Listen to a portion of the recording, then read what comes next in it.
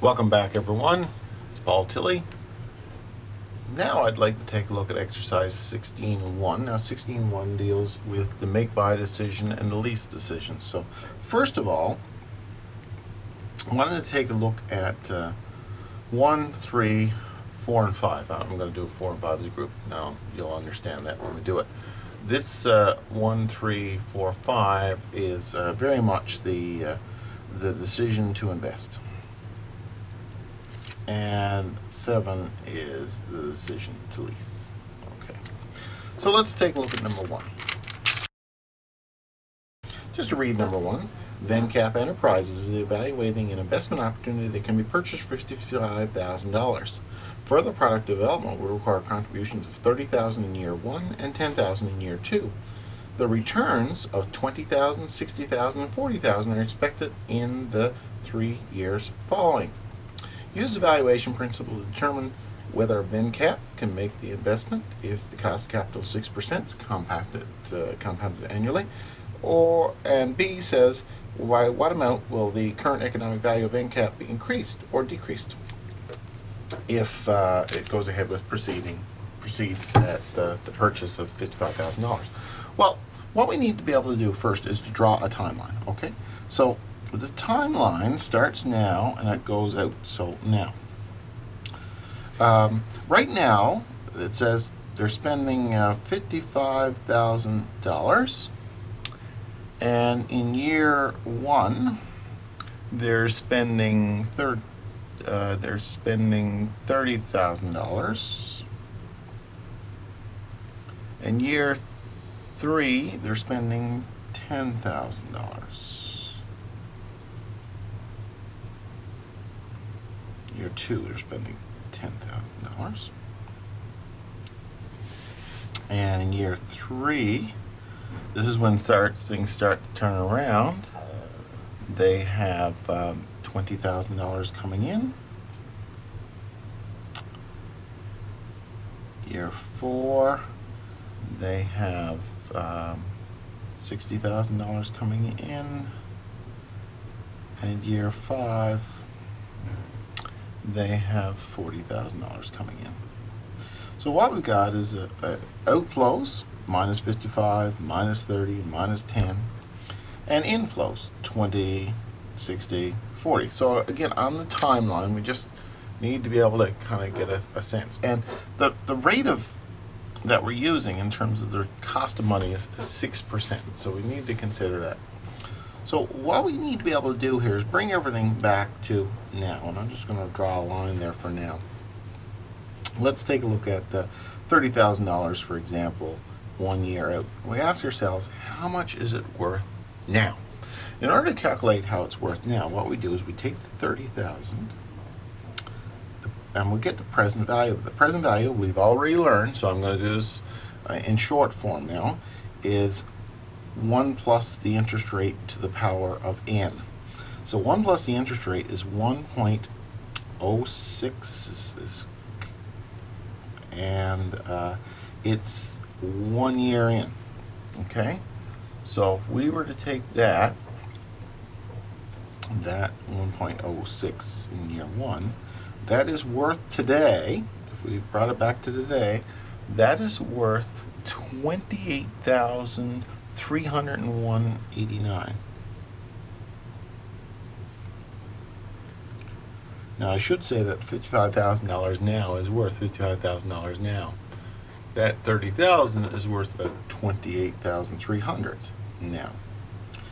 In year 2, we have $10,000. So what we need to be able to do is figure out how much is that worth now. So we're going to take the $10,000 and we're going to divide it by 1.06 again, and it's to the power of 2. Now if you did the math on that, that comes to 8899. That's what's it worth now. 8899. 96. So that's more money going out. So there's our kind of a quick summary of all the money that's going out. We got $55,000 going out right immediately. We got the present value of $30,000 going out in 1 year, which is the equivalent now of $28,301.89. And we have the present value of 10,000 in 2 years going out, and that's worth $8,899.96 right now. So the total outflows in present value format is $92,201. And if you want to get exact, it's 85 cents. So this is an outflow. Okay, so we know how much we're going out. Now, then we move in, I'll just draw another line here because this represents money that's coming in, but we do exactly the same thing. That $20,000, we ask ourselves, that's coming in year 3. How much is $20,000 in year 3 worth now? Well, we take 20,000 and we divide it by the, again, 1.06, and that's to the power of 3. Now, if we were to take that back and say, well, what is that worth now? Well, that is worth right now, that 20,000 is worth $16,792.39. That's how much that 20,000 is worth in 3 years' time. In 4 years' time, we've got 60,000 coming in, so we'll take the 60,000, 1.06 to the power of 4. And we'll bring it back. That will give us a present value of that $60,000 is 47. Right now, it's worth $47,525.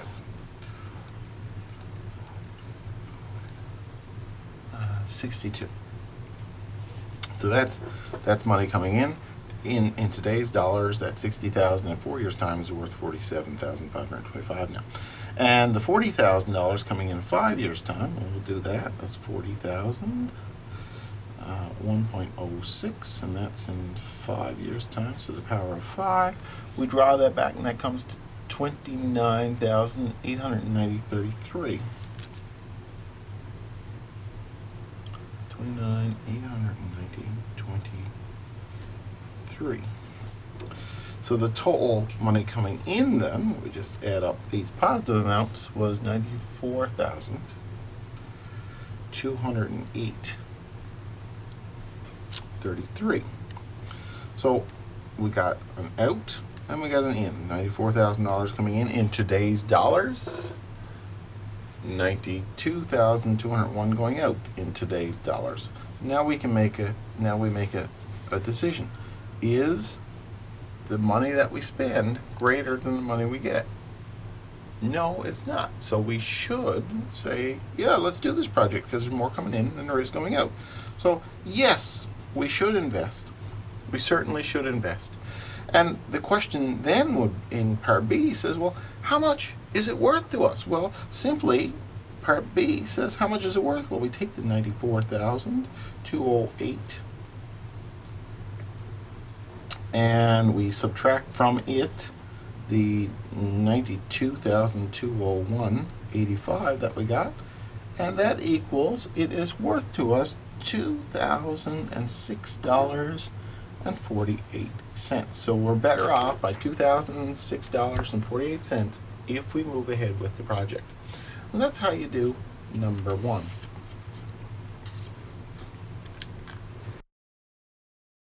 Okay, next I'm going to take a look at number 3. Number 3 is very similar, if not the same, as number 1 in terms of how it's set up. So again, number 3 asks the question, what price should VinCorp offer for the investment opportunity described in problem 1 if it requires a 9% rate of return? So essentially it is exactly the same problem as number 1 that we've just covered, but with a 9% rate of return as opposed to a 6% rate of return. So this one then, again, we'll draw the timeline. Now, year 1, year 2, year 3, year 4, year 5. Okay, we've got this done here. We got $55,000 now. We got 30,000 in year 1. 10,000. Now, I'm going to do these a little more quickly than the previous one, so you got to go back. If you don't understand what I'm doing now, if I go too fast, go back to the previous problem and you'll see exactly the same thing being done, explained out on how it actually worked. Okay, so that's That's the important thing. So these are the raw numbers. So we had 55,000 going out in now. We got 30,000 going out in a year's time. We got 10,000 going out in year 2.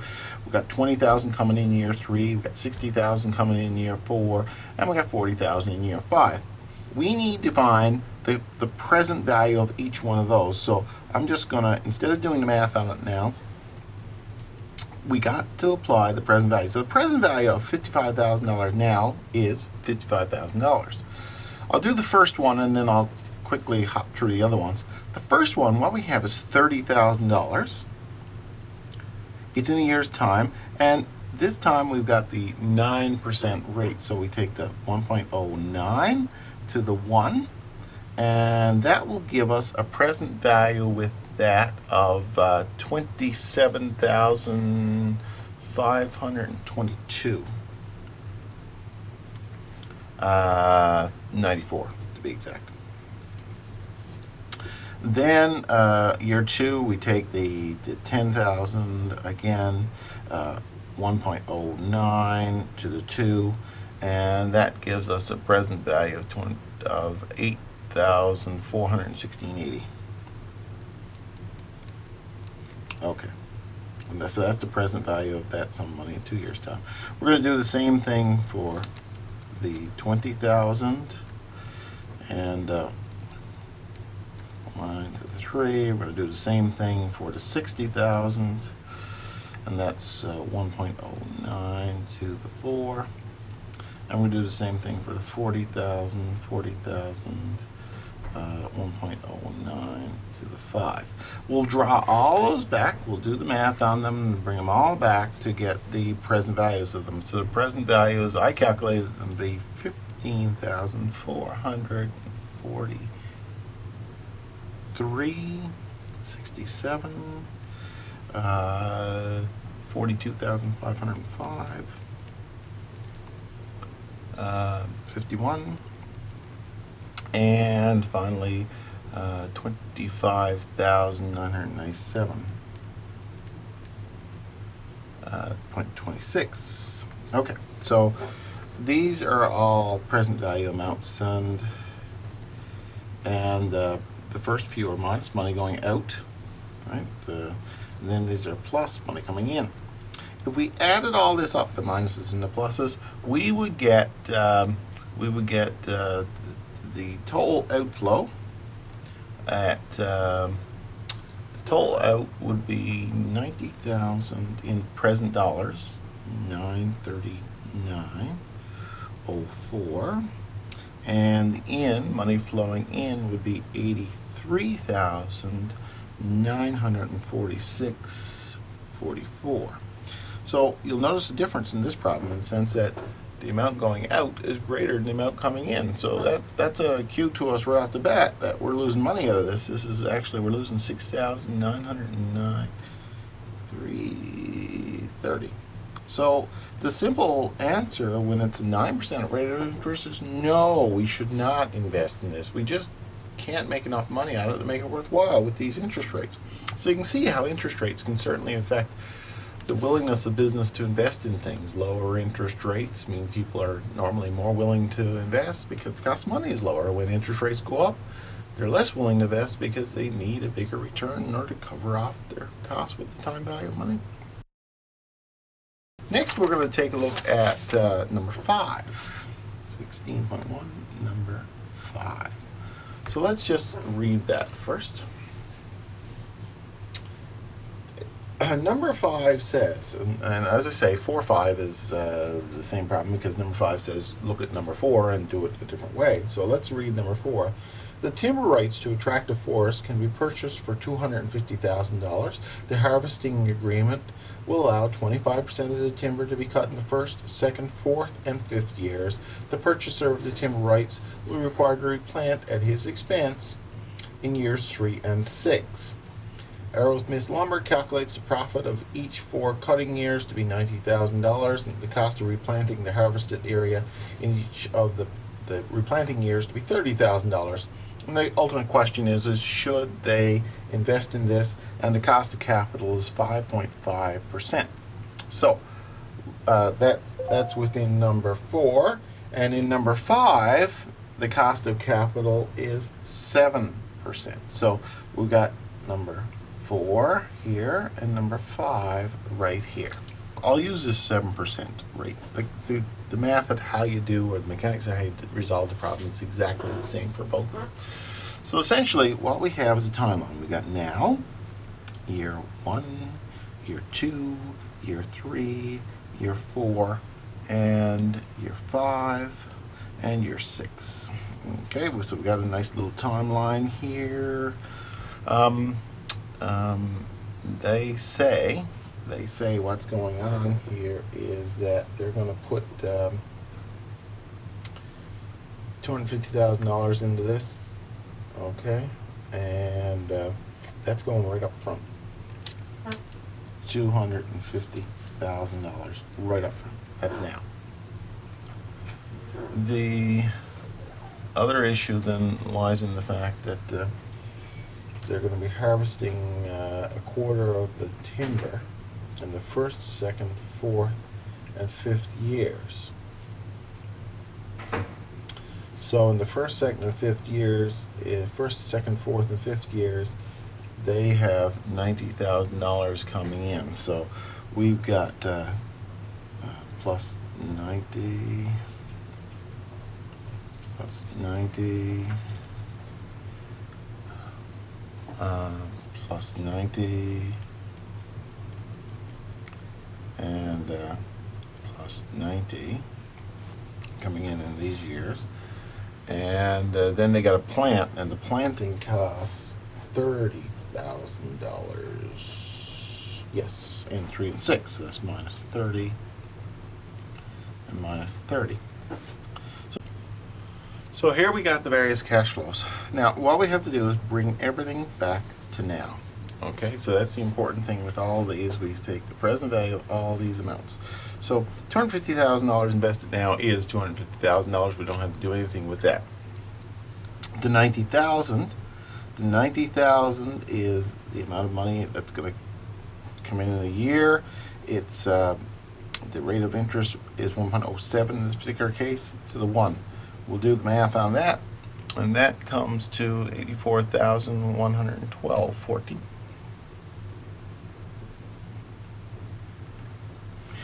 In the second year, there's another $90,000 coming in, so that's 107 to the second year, so 1.07 to the 2. Do the math on that, and that's 78,609. 49. Okay. So that's the present value of that sum of money. Next, we're going to take the present value of that. So we're taking the 30,000 actually is in year 3 is expenses, but still the fact of the matter is it is in 3 years' time, so we need to discount it. 1.07 to 3. We'll do that, and the 30,000 in 3 years' time is as good as 24,488.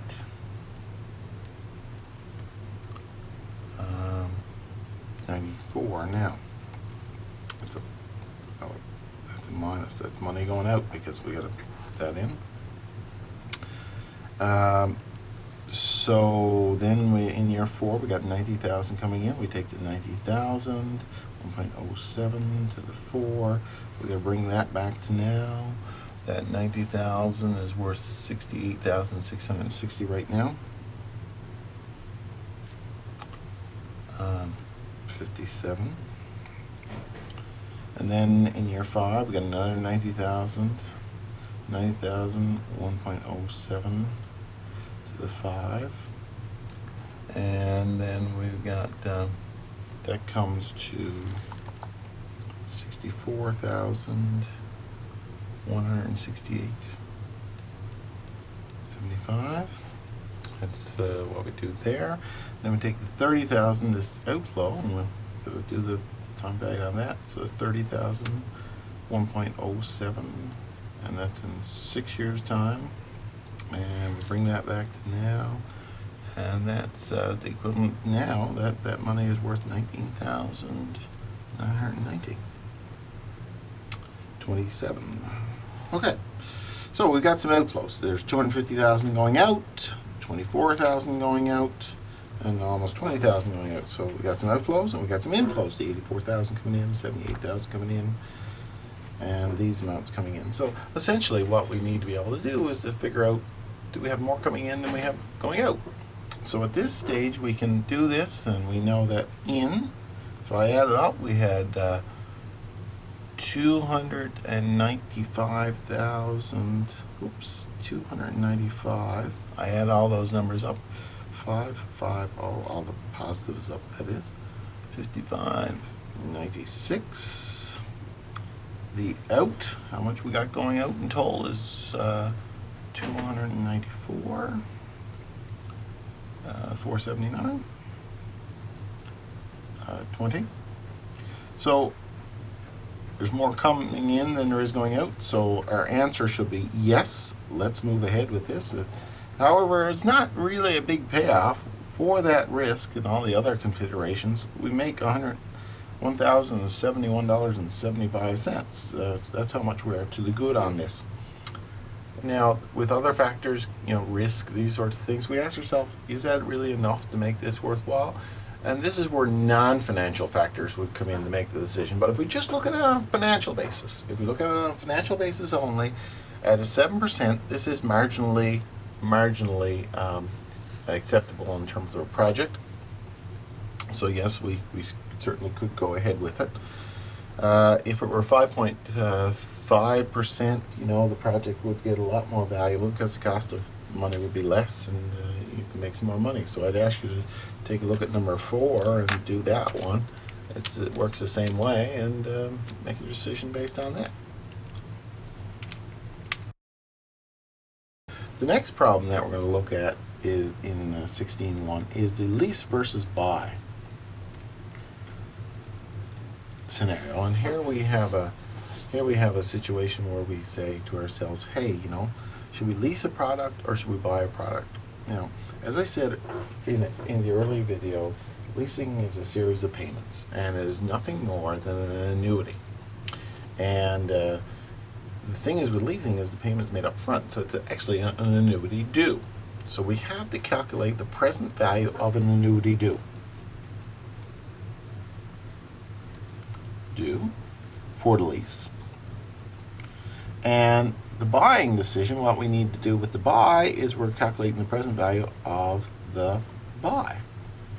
So let's look first of all at the lease, the present value of the lease. So anyway, let's read number 7. A machine can be leased for 4 years at $1,000 per month, payable at the beginning of each month. So the beginning of each month is the clue that this is an annuity due. Alternatively, it can be purchased for $45,000 and sold for $5,000 after 4 years, should the machine be purchased or leased. So assuming first we're looking at a 6.6% rate of return, okay? So let's do this. So some basic facts of the matter is we're spending $1,000 a month on the lease. It's made at the beginning of the month, so it's a due. We got 6.6%, and that is compounded monthly. So we've got some key figures there in terms of the lease. So let's just work that out first. So, and it's for 4 years. Okay, that's the other thing that we should mention. So that's a total of 48 months. So here we go now. Let's take a look. Well, in order to get the present value of the lease, it is the payment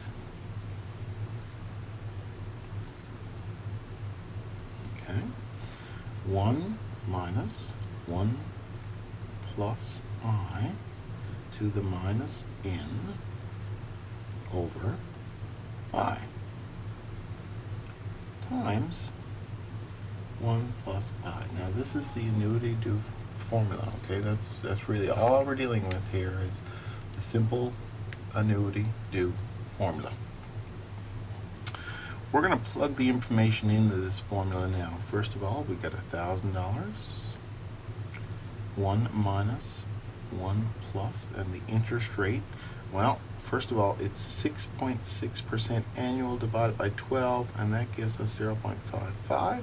So at the decimal of our 0.0055.